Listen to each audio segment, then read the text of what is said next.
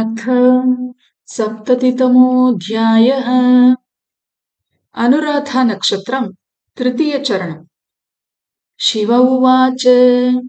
सौराष्ट्रदेशे विख्यातम् सुकर्माख्यम् पुरम् महत् तत्र तिष्ठति वै विप्रो ब्रह्मकर्म विवर्जितः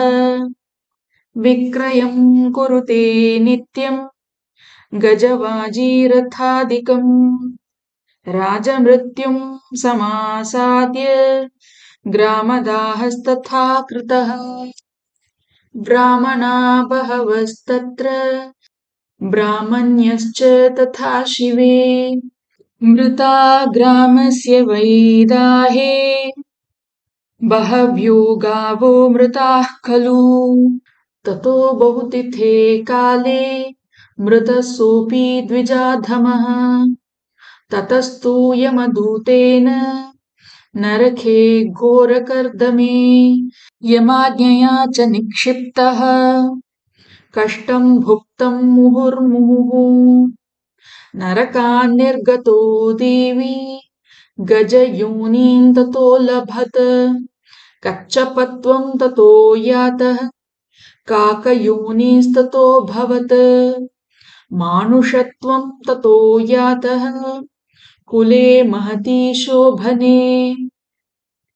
सर्वसम्पत्तिसंयुक्तो वंशस्तस्य न जायते बहुकन्यासमायुक्तो रोगयुक्तो भवेन्नरः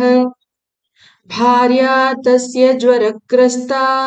मासे वर्षे भवेज्वरः अतः शान्तिं प्रवक्ष्यामि यतः खलु सुखी भवेत्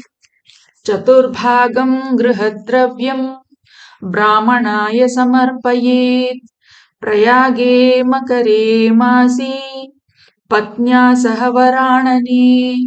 स्नानं तु नियतः कुर्यात् सप्ताहं च ततः शिवे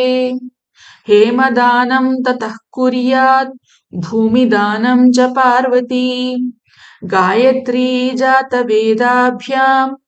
त्रयम्बकेन तदा जपेत् दशायुतप्रमाणेन हवनं मार्जनं तथा ब्राह्मणान् भोजयेत् भक्त्या पक्वान्नैः पायसेन च विप्रेभ्यो दक्षिणां दद्यात्